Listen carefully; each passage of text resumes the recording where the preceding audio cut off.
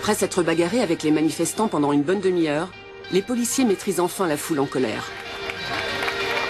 Milagros, son mari et leurs 3 enfants doivent quitter leur appartement. Ils pourront loger quelques jours dans un centre d'accueil provisoire, mais après ça, c'est la rue qui les guette. 160 familles sont ainsi mises à la rue chaque jour.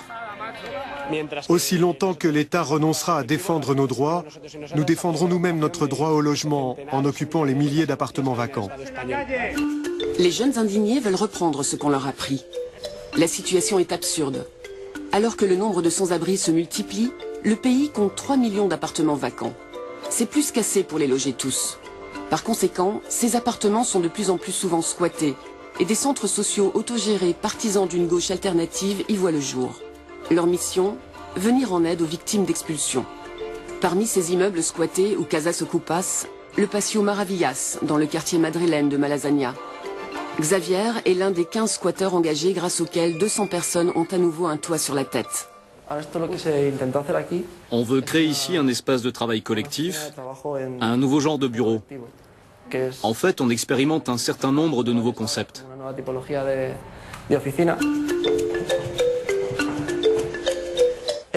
Ça, c'est une boutique gratuite. Et ça, c'est le bureau de gestion des squats. Nous aidons ici les personnes qui ont perdu leur appartement suite à une expulsion.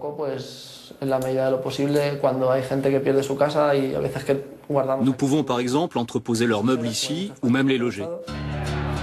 Xavier aide les expulsés à squatter un logement et leur procure des avocats. La plupart des occupants illégaux du Paseo Maravillas souhaitent garder l'anonymat. Ils craignent d'être à nouveau délogés, voire traduits en justice. Même chose dans cet immeuble à moitié délabré, propriété de la Bankia, une banque au bord de la faillite. Sur 100 appartements, 70 sont vacants. En janvier, 6 ont été libérés de vacances, comme se plaisent à dire les squatteurs. Ici aussi, un seul d'entre eux a accepté de nous parler. Il s'appelle Salva. Nous avons libéré ces 2 appartements, le 11 et le 13. Et aussi le 7 et le 5. Ici, il y a une petite cuisine qui n'est pas encore équipée parce qu'il n'y a pas d'arrivée de gaz. Et ça, c'est une petite salle de bain.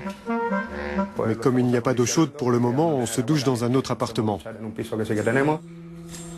La banque espagnole, propriétaire de l'immeuble, n'a aucune indulgence envers les nouveaux occupants.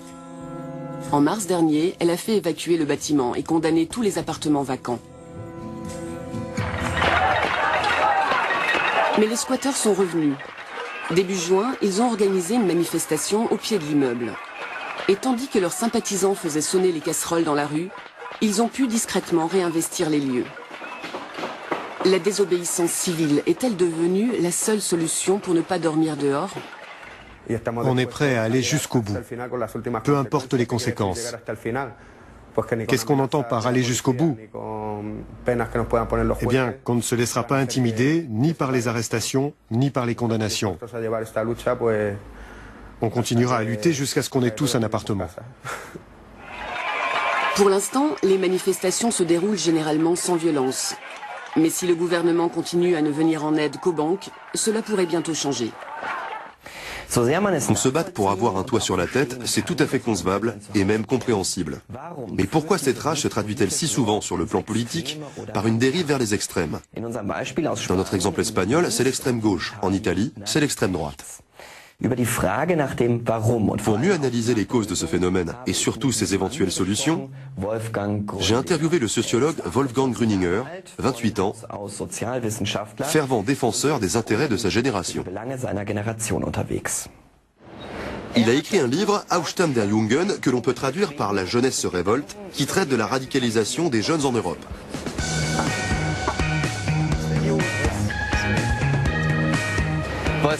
Wolfgang, pourquoi cette radicalisation de la jeunesse européenne? Avec la crise, le taux de chômage des jeunes est monté à 50% dans de nombreux pays. Un jeune sur 2 est au chômage. Les jeunes se sentent abandonnés. Ils ont l'impression que l'Europe et les marchés financiers ont pris les rênes du pouvoir et dictent désormais la politique à suivre. Ils ont donc abandonné leur recherche de stage pour monter aux barricades. Descendre dans la rue, c'est très bien, mais pourquoi se tourner vers les partis extrémistes? Qu'est-ce qui les rend si attractifs? C'est vrai que rien ne les oblige à voter pour les partis radicaux, mais ces partis se définissent eux-mêmes comme les seuls vrais représentants des intérêts du peuple. Et ils accusent les autres hommes politiques d'être corrompus et de ne penser qu'à leurs intérêts personnels. À les entendre, eux, ils sont différents. Et ils trouvent ça plus louable de vouloir évacuer les étrangers? Plus louable, peut-être pas. Mais pour les jeunes, c'est une soupape qui leur permet d'échapper au sentiment de déception et d'impuissance que leur inspirent les partis en place. C'est une stratégie assez efficace.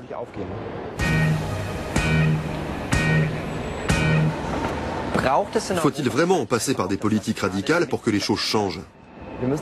En tout cas, il faudra frapper fort, faire du bruit et bousculer les choses, sans quoi rien ne bougera jamais. Mais on n'est pas obligé pour autant de s'en remettre à des partis extrémistes. En Allemagne, on a de plus en plus de jeunes députés, et le résultat n'est pas mauvais. Qu'est-il urgent de faire au niveau européen? Les États de l'Union viennent de conclure un pacte fiscal visant à lutter contre la crise de la dette par une politique de rigueur. Mais il est urgent de lutter contre le chômage des jeunes, car c'est ça qui les angoisse. L'Europe ne doit pas seulement économiser, mais aussi investir.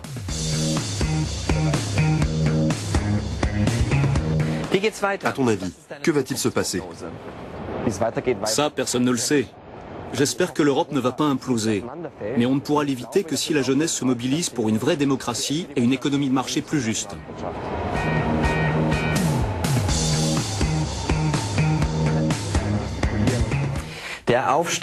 En Suède, la révolte des jeunes prend actuellement la forme d'une ruée vers l'ultranationalisme, représenté par le Parti des démocrates suédois, le SD. Avec 25% de chômage chez les jeunes, l'extrême droite a beau jeu. Il y a 2 ans, en raflant 5,7% des voix, les démocrates suédois sont entrés au Parlement. Et comme les radicaux des autres pays, ils veulent moins d'Europe. Ou comme on dit dans les rangs du SD, jeter tous les traités européens à la poubelle et y mettre le feu. QG de campagne du parti d'extrême droite suédois, le SD. Ici comme ailleurs, les populistes égrènent toujours le même refrain, les méchants immigrés privent nos gentils mamies de leur retraite. Voici quelques images de la campagne électorale des démocrates suédois en 2010. À l'époque, presque personne ne les prenait au sérieux. Aujourd'hui, ils siègent au Parlement. Nous voyons l'islam non seulement comme une religion, mais comme une idéologie politique qui vise à conquérir les États occidentaux et à les assujettir. C'est ce que nous voulons empêcher. Le parti s'est également trouvé un autre ennemi qu'il accuse de vouloir assujettir la Suède, à savoir l'Europe. Ce sont principalement des jeunes qui se laissent appâter par le discours de gens tels que Gustav Kasselstrand. Il a 24 ans et siège déjà au Riksdag, la diète suédoise. La Suède doit quitter l'Union européenne de toute urgence, se défaire de tous ses engagements. Le vrai problème, c'est qu'on soit encore membre, alors que l'Europe ne nous apporte rien de bon.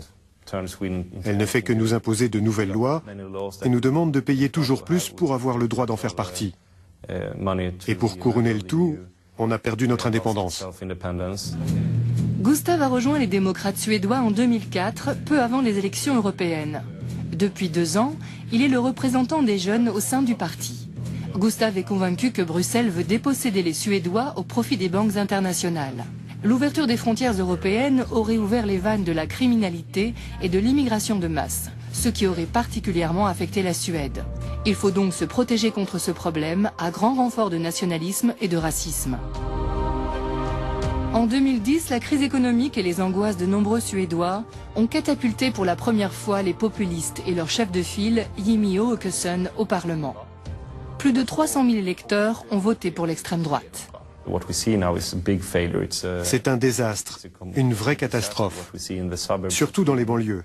Les gens du continent ne se rendent pas compte de ce qui se passe ici. À la périphérie des villes, c'est l'anarchie la plus totale. Le discours des démocrates suédois fait régner la peur et la méfiance, du jamais vu dans un pays traditionnellement plutôt sociolibéral. D'ailleurs, 3 des plus grands journaux ont longtemps refusé ne serait-ce que d'évoquer le SD. De leur côté, les jeunes Suédois sans travail sont moins hermétiques à ce genre d'idées et le SD sait en tirer profit. Ce que je veux, c'est aider les jeunes à comprendre quelles sont leurs racines. Ils sont en butte à de gros problèmes de chômage, de logement et d'identité. Ils ne comprennent pas trop d'où ils viennent ni où ils doivent aller. Ils sont dépassés par leur propre individualisme engagé et fanatique. Voilà ce que la Suède est devenue. Les gens oublient leur patrie. Voilà des idées bien de droite. Idem pour la campagne Stolte Svensk, suédois et fier de l'être. Des membres du SD distribuent régulièrement des tracts à la sortie des écoles et dans les rues piétonnes. On y voit de magnifiques spécimens du peuple suédois. En affichant un sourire sympathique, les activistes rappellent à leurs compatriotes combien il est extraordinaire d'être suédois. Une action aux allures pacifiques, mais qui n'en constitue pas moins une menace pour les Suédois d'origine étrangère. On n'est pas assez bien pour eux et ils nous croient incapables de nous adapter. Ils font comme les nazis à leur début dans les années 30. Ils y sont allés petit à petit et plus ils ont gagné de pouvoir, plus ils ont durci leur politique.